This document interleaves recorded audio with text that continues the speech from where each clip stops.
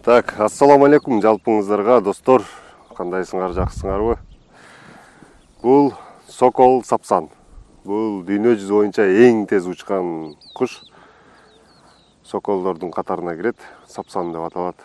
Унун размери бир 40 сантиметрге чейин барат, канатын жайганда. Веси бир 800 граммга чейин барат. Көпчүлүгү сурай берет достор, менденчи. Кантип үйрөтөсүң куштарды, кантип үйрөтсө болот деп ошол жөнүндө урок даярдадык достор. Бул биринчи бөлүгү. Биринчи бөлүгүндө эмне кылабыз достор? Биринчи бөлүгүндө шашылбай куш менен таанышабыз. Кандай характерлери бар, полный үйрөнөбүз. Биринчи бөлүктө ушу колго кондурушту үйрөтөбүз. Колдо кеңири көнө турган болуш керек, чочубаш керек. Эки жака учуп кетпеш керек. Менде биринчи жолу конуп атат. Кыйла чочуп атат. Неге дегенде бул кече мурда күнү эле кармалган куш. Мындайча айтканда жапайы. Адамды вообще көргөн эмес. Адам менен мамиледе болгон эмес. Ошон үчүн чочуйт достор. Эптеп бутуна кичине болсо дагы жип байлап турдук. Чтоб качып кетпеш үчүн. Себеп дегенде бунун биринчи оюна келе турган нерсе качып кетип калыш да. Коебуз жерге.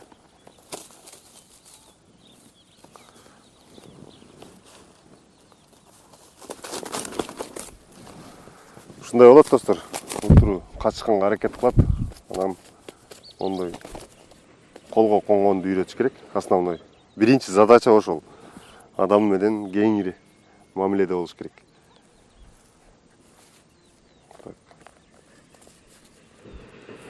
Анан күнүнө 2 сааттай убакыт кетет. Күнүнө 2 сааттан убакыт бөлүп туруш керек. Биринчи 3 күн бою колго кондурганды көндүрөбүз. Колдо свободный мындай кеңири канаттарын тарап, коркпой, жакындаганда дагы свободный мамилеге чейин жетиш керек. Экинчи этапта кол менен перчаткиден тамак бергенди үйрөтөбүз. Аны кийинки чыгарылышта көргөзөм достор. Азырынча ушу колго көндүрөбүз. Бул өтө кооз экен. Канча жаш экенин точно билбедим, бирок өтө канаттары дагы мощный маалы. Кыйла чочуп атат. Адам угроза жаратабы же коопсуз элеби ошол боюнча кыйла чочулайт. Качан кенен өзү свободный болуп жерден колго кеңири конуп калганда анан уже экинчи этабын өтө баштайбыз. Бул мындайча айтканда кыйла жакын экен адамгачы. Башкалары 3 саат, 4 саат кыйнайт. Колго конгондон кыйналып.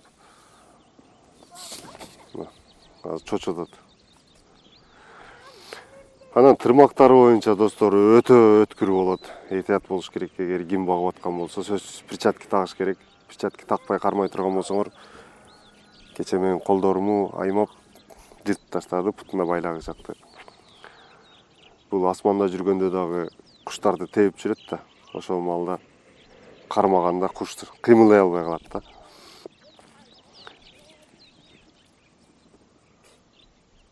да. Тарамышынан кармаганда уже адам кыймылдай албай турган деңгээлге жетип калат. Ошон үчүн этиятташ керек тырмагынан. Основной булардыкы тырмак. Анан тумшук.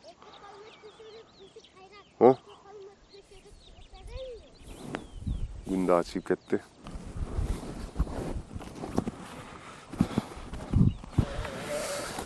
Так. Качып атат. Так. Өзү чыгыш керек перчаткигечи. Өзү чыгып конгонду көндүрүш керек. Основной проблема ошо биринчисичи. Так. Бул эле эмес өзү.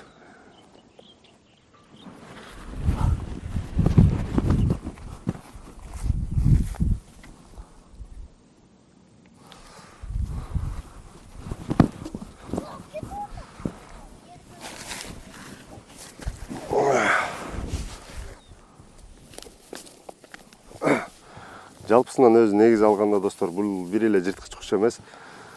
любой эле кушту үйрөткөндө ошо адамга биринчи көндүрүш керек да. Чочубай турган кылып, адам мындай дос экенин билдирип, общение кармап, кадимкидей эле сүйлөшө бериш керек. Сөз түшүнбөсө дагы уже көнө баштайт да адамдаргачы. Анан сырт жакка алып чыгып туруш керек кичине. Бардык канаттууларды, жаныбарларды адам менен байлаган бул тамак болот да. Мисалы, күндө тамак бересиң, күндө эт бересиң, кийин ошого көнүп калат.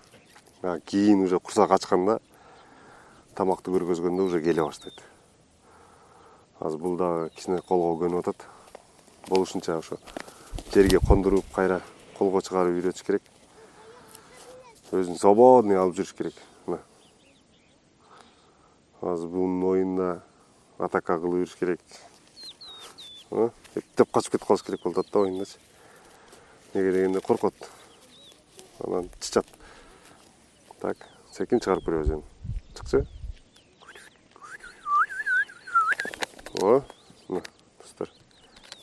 Уже кыйла көнүшүп калды.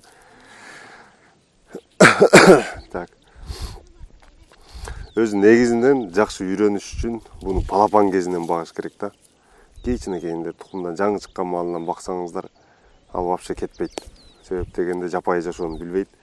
Башка куштар бар экенин да билбей калат. Мен берки Гриша деген кушум дагы бар. Аны балапан кезинен бакканбыз, анда өтө проблема болгон эмес. Көзү ачылгандан эле тамак берип, уже мени как бир туугандай атасындай эле көрөт да. Бул уже жапайы жашоону көрүп, охота кылып жүргөндөн кийин кармалган. Ошон үчүн чочуп атат азыр. Булардын үйрөтүлүшү уже башкача болот. Буларды кичине серьезныйраак караш керек. Буттарын байлап жүрүш керек. Анан томогосу болот, башына кийгизип кое турган. Эгер аны кийгизип койсоңор, өзүн спокойно алып жүрүп калат. Жөнөкөй малда мына уже достор мына колго уже көнүп калды. Азыр дагы бир жолу көрөбүз. Чыкчы. Ооба. Тырмагы өтө каттуу. Эгер бир не то движение болуп кетип туруп күчкө салып берген болсо, уже бутум кадимкидей көшүн чыгарып таштайт. Кана. Чык. Өтөт. Ана достор. Уже кыйла көнүш. Бул кече эле келген, кече түнү келген мага. Ысык көлдөн салып беришти. Бүгүн уже колго көнүп калды. Биринчи күнү ушу колго көндүрүштү эле үйрөтөбүз. Экинчи күнү уже кичине басабыз. Перчаткиде жүрүп, басып жүргөндө уже көнүп калыш керек. Анысын кийинки чыгарылышта көргөзөм достор. Азыр пока ушинтип сүйлөшүп, бири-бирин көрүп, 2 саат убакыт кетет да, сөзсүз. 2 сааттан, күндө 2 сааттан убакыт кетиребиз. Барган сайын уже көнүп кете берет. Кийин буйруса достор, финалында куштарга охота кылгандарды көргөзөбүз. Бул дүйнө жүзү боюнча эң тез куш, саатына 400 км чейин учат. Рекорд Гиннесте турат. Bundan тез уже жаныбар жок, ачыгы. Бунун артынан самолеттор чыккан, сапсан деп, ушунун формасында. Куш менен ителгинин айырмасы көзүндө болот экен, основной. Бунун көзүндө карай капкара, полный. Куштардыкы сары болот.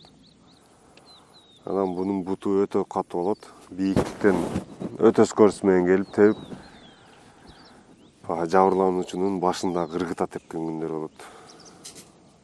Ошондой достор. Бизге катталып койгула, күндө киргизип турам. Утуру этап менен үйрөнгөндө, жалпы куш үйрөтөм дегендер, билбегендер болсо, катталып, ушу этап аркылуу үйрөнсөңөр болот. Эми мен профессионал мүнүшкөр эмесмин, бирок кичинекей мен кызыгам. Эми өтө кызыгуу, катуу болуп баратат. Барган сары качышка аракет кылат. Бул канчалык качкан сайын жипке такала берет, кайра колго көнө берет, уже кийин мээсинде ошол нерсе калып кетет да. Азыр учканым менен бирок кете албайм депчи. Азыр колго чыгыш керек. Тай. Колго чык. Чык.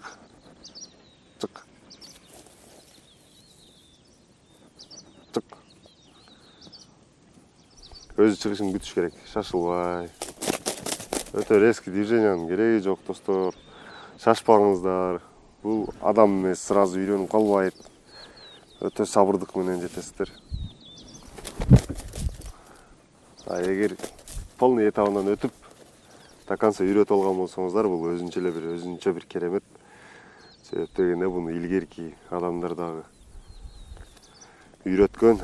Бул мындайча айтканда биооружие деп коет. Мурда мынтык жок маалында, эч кандай неме жок маалында жаа менен жана ушу куштар аркылуу охота кылышкан, семьясын баккан, целый айылдарды багышкан. Бүркүт, даже Манас атабыздын бүркүтү болгон. Буну өтө баалагандар Аравияда баалашат көбүнчө. Аравиянын символу катарында кирип калган азыр китептерге. Так, дагы эмнени айтып берсем, достор, ушундай. Кенен обзор кылабыз кийинки чыгарылышта.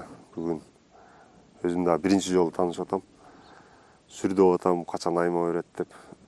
Бирок булар бир жакшы жагы өзүнөн чоң нерсеге атака кыла бербейт көбүнчөчү. Болбосо азыр 5 мүнөттө мен бетим аймап коюшчу. Бирок менден чоң, өзүнөн чоң экенин билип турат. Коркот баары бирчи. Атака кылсам bundan жеңилип калам деп. Ошон үчүн атака кылбайт. О, уже чокпай дагы калды.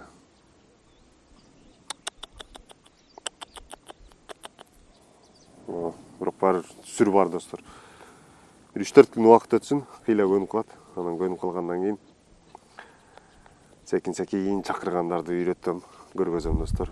Бул өтө керемет, учканын көрсөңүздөр, бир ракета сыяктуу да, 3 бурчтук болуп учат. Бир скорость кармаганда. Ошо. Ушу, достор, биринчи этап колго көндүрүш болду. Азыр уже колго нормально эле көнүп калды. Эми свободный жүргөндү үйрөтөбүз, достор. Каналга катталып койгула. Калган видеолордун дагы жүктөп турам, достор.